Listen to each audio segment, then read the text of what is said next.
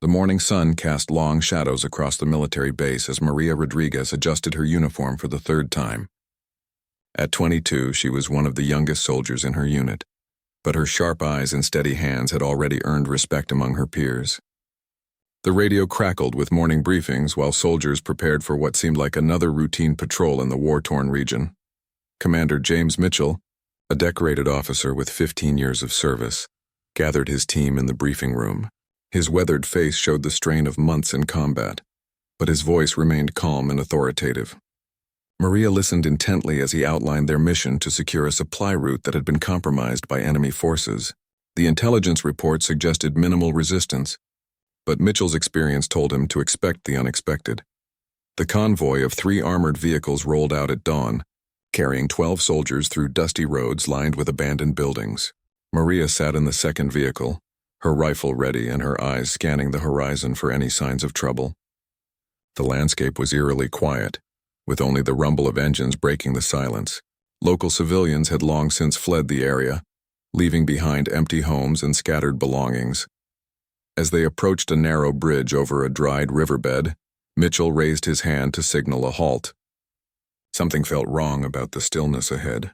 The birds that usually chirped in the morning were silent, and not even a breeze stirred the dust on the road. Maria noticed the tension in her commander's shoulders as he studied the terrain through his binoculars. The first shot came from nowhere, shattering the windshield of the lead vehicle and sending glass fragments flying. Within seconds, the peaceful morning erupted into chaos as automatic gunfire rained down from hidden positions in the surrounding hills. The enemy had set up a perfect ambush, using the bridge as a choke point where the convoy would be most vulnerable. Mitchell immediately began coordinating the defense, his voice cutting through the noise of battle as he directed his soldiers to take cover behind their vehicles. Maria could see muzzle flashes from at least 6 different positions, suggesting they were heavily outnumbered. The enemy had chosen their ground well, using the elevated terrain to their advantage while the convoy remained exposed on the open road. Bullets pinged off the armored vehicles as soldiers scrambled for defensive positions. Maria pressed herself against the side of her transport, her heart pounding as she tried to identify enemy locations. The sound of gunfire was deafening, mixed with shouted commands and the occasional cry of pain from wounded soldiers. This was no routine patrol anymore, but a fight for survival. The radio crackled with desperate calls for backup, but Maria knew help was at least 30 minutes away. Mitchell's tactical mind was already working on solutions, but the enemy's position gave them a significant advantage. As she watched her commander coordinate the defense while bullets flew around him, Maria realized this moment would test everything she had learned in training. The ambush had been carefully planned, with enemy fighters positioned to cover all possible escape routes. The convoy was trapped in a deadly crossfire, with limited options for retreat or advance. As the battle intensified, Maria could see the determination in Mitchell's eyes, even as the situation grew increasingly desperate. She gripped her rifle tighter, knowing that the next few minutes would determine whether any of them would see another sunrise. The intensity of gunfire increased as enemy reinforcements joined the ambush from multiple directions. Maria watched in horror as Sergeant Thompson from the lead vehicle stumbled backward, clutching his shoulder where blood was already soaking through his uniform.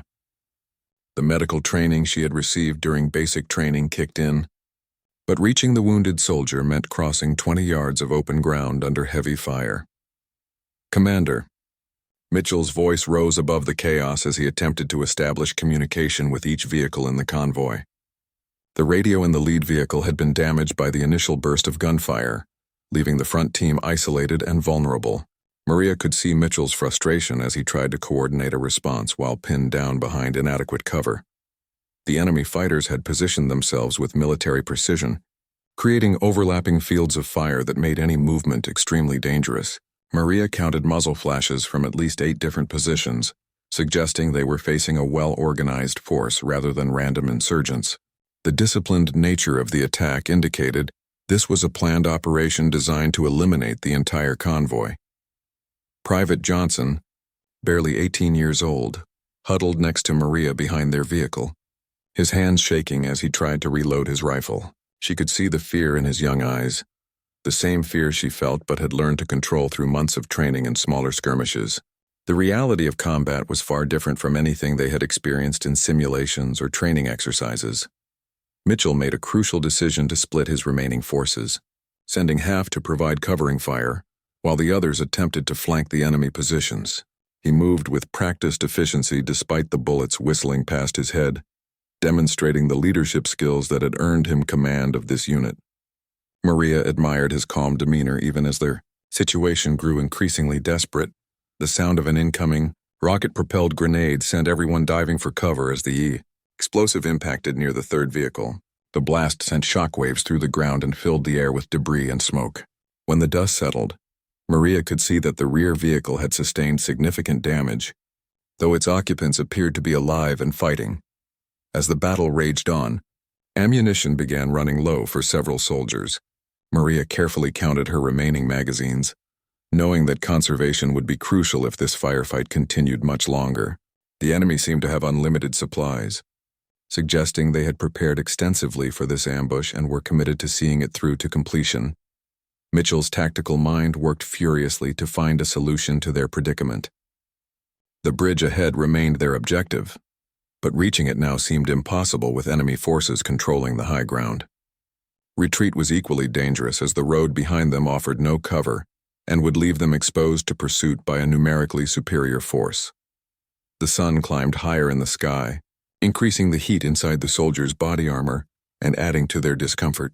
Sweat mixed with dust on Maria's face as she tried to maintain her aim while conserving ammunition. Every shot had to count, as wasted bullets could mean the difference between survival and defeat in this deadly encounter.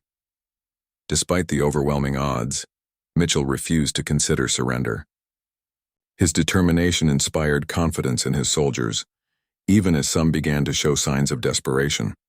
Maria could see the resolve in her commander's face, the same expression she had witnessed during previous dangerous missions, when his leadership had brought them through seemingly impossible situations. The enemy's coordinated assault reached a new level of intensity, as machine gun fire began raking the convoy's position from an elevated bunker that had remained hidden until now. The devastating firepower forced all the soldiers to press themselves against whatever cover they could find, making any organized response nearly impossible. Maria felt the vibration of bullets hitting the armored vehicle just inches from her head. Commander Mitchell realized their current position was becoming untenable, as enemy forces began moving to surround the convoy completely. His experienced, eye-spotted movement in the hills that suggested flanking maneuvers designed to cut off any possible escape route. The tactical situation was deteriorating rapidly, and decisive action would be needed within minutes to prevent total disaster. Maria noticed that Mitchell was preparing to leave his covered position behind the command vehicle to reach the isolated soldiers in the damaged lead transport. The distance was significant, and crossing that open ground would expose him to concentrated fire from multiple enemy positions. She could see the determination in his face as he checked his weapon and prepared for what could be a suicide mission.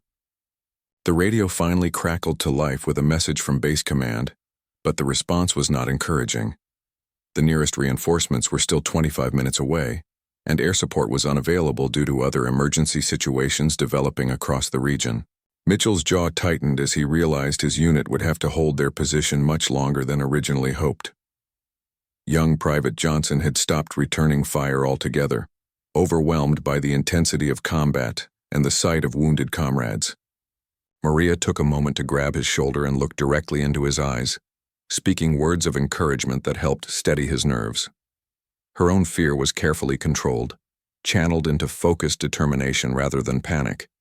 The enemy fighters demonstrated remarkable discipline in their assault, maintaining steady pressure while avoiding unnecessary risks that might expose them to return fire. Their patience suggested they were confident in their superior numbers and position, content to wait for the convoy's ammunition to run low before making a final push to overrun the remaining defenders.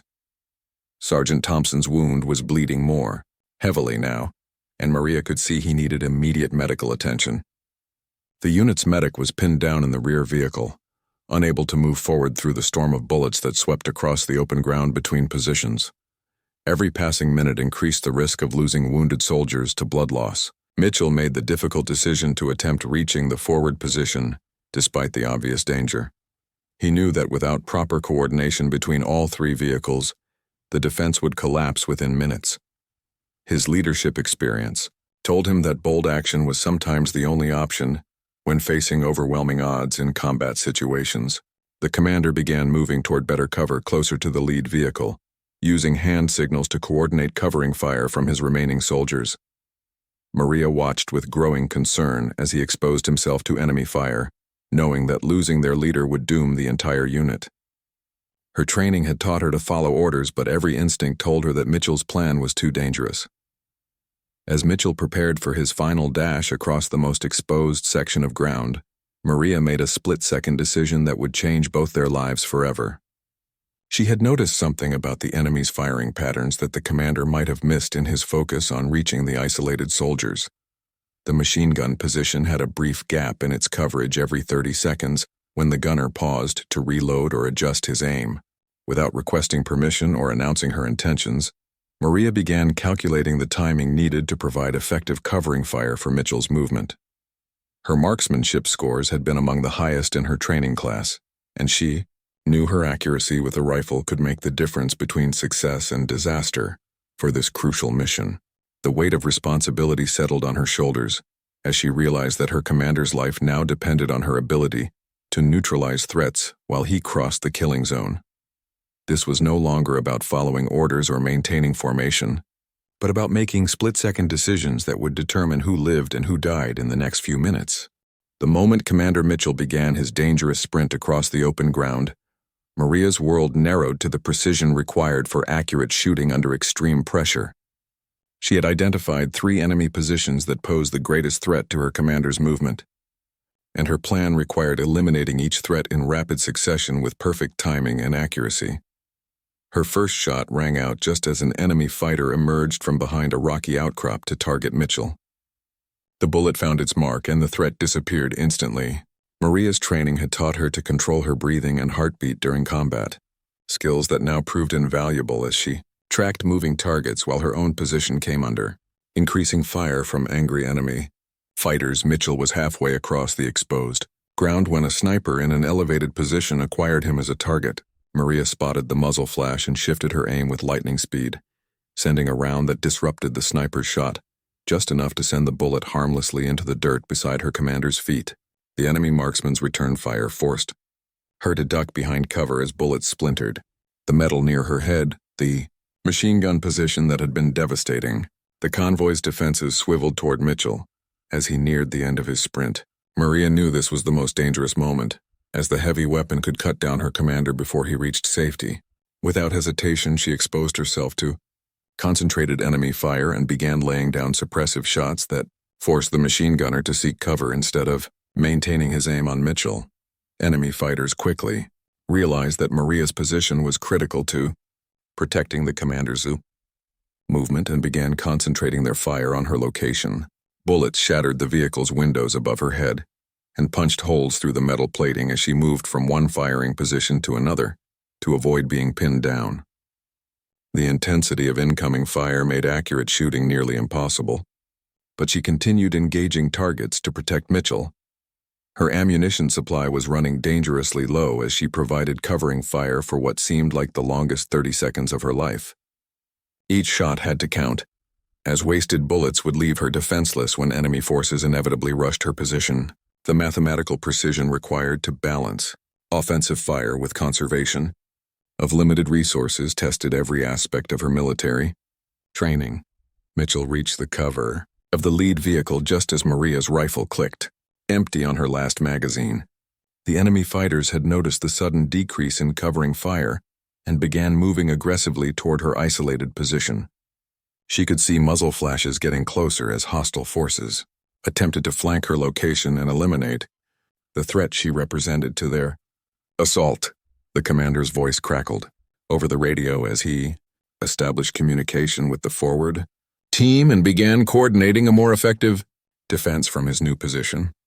His successful movement had restored tactical leadership to the isolated soldiers, but Maria's exposed position now made her the primary target for enemy forces seeking to eliminate the most effective defender in the convoy.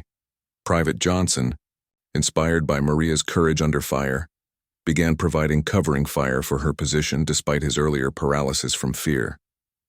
His shots were not as accurate as hers, but the volume of fire helped discourage enemy fighters from approaching too aggressively. Other soldiers in the convoy also increased their rate of fire, creating a more coordinated defensive effort.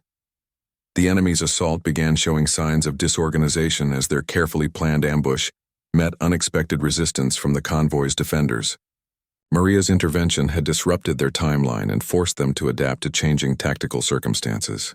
However, her ammunition situation remained critical, and enemy forces were still moving to surround her position. As she prepared for what might be her final stand with only her sidearm remaining, Maria heard the distinctive sound of helicopter rotors approaching from the distance. The promised reinforcements were arriving ahead of schedule, drawn by the intensity of radio traffic from the ambush site. Hope began to replace desperation in the eyes of the surviving soldiers. The enemy fighters heard the approaching helicopters as well, and began withdrawing toward prepared escape routes in the hills. Their ambush had failed to achieve its primary objectives, largely due to the unexpected heroism of a young soldier who had refused to let her commander face impossible odds alone. Maria's accurate shooting and tactical awareness had turned the tide of a battle that seemed hopeless just minutes earlier. The approaching helicopters brought immediate air support that forced the remaining enemy fighters to abandon their positions and retreat into the mountainous terrain where they had planned escape routes. Maria watched with relief as the aircraft circled overhead, their presence alone enough to discourage any further organized resistance from the ambush force that had nearly overwhelmed the convoy. Commander Mitchell emerged from his covered position and immediately began assessing casualties and coordinating medical evacuation for the wounded soldiers. His first priority was Sergeant Thompson, whose shoulder wound required immediate attention from qualified medical personnel. The unit's medic worked frantically to stabilize wounded soldiers while waiting for proper evacuation equipment to arrive. As the immediate danger passed, Mitchell approached Maria's position with a mixture of admiration and concern written across his weathered face. He had witnessed her extraordinary shooting during his dangerous crossing, and recognized that her actions had likely saved not only his life, but the lives of several other soldiers in the convoy. Her courage under fire had exceeded anything expected from such a young soldier. The helicopter crews established a secure landing zone and began evacuating the most seriously wounded soldiers to field hospitals where advanced medical care was available.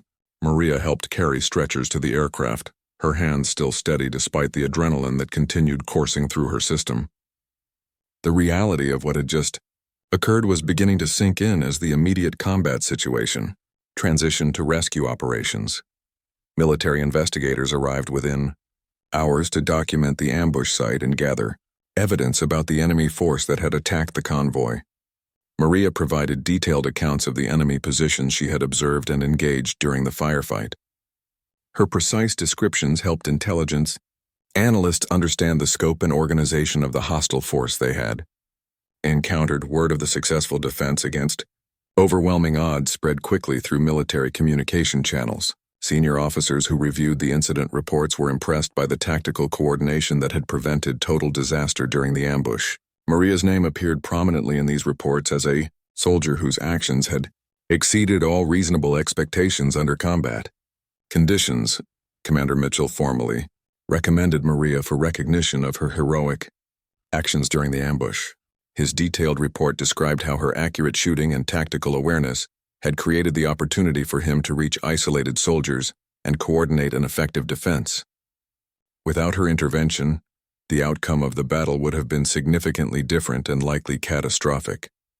The wounded soldiers who were evacuated to field hospitals all survived their injuries, largely because the ambush had been disrupted before enemy forces could overrun the convoy's positions. Medical personnel credited the effective defense with preventing casualties that would have resulted from close quarters combat or execution by hostile forces seeking to eliminate witnesses. Maria's fellow soldiers treated her with new respect and admiration as stories of her actions during the ambush spread throughout the unit.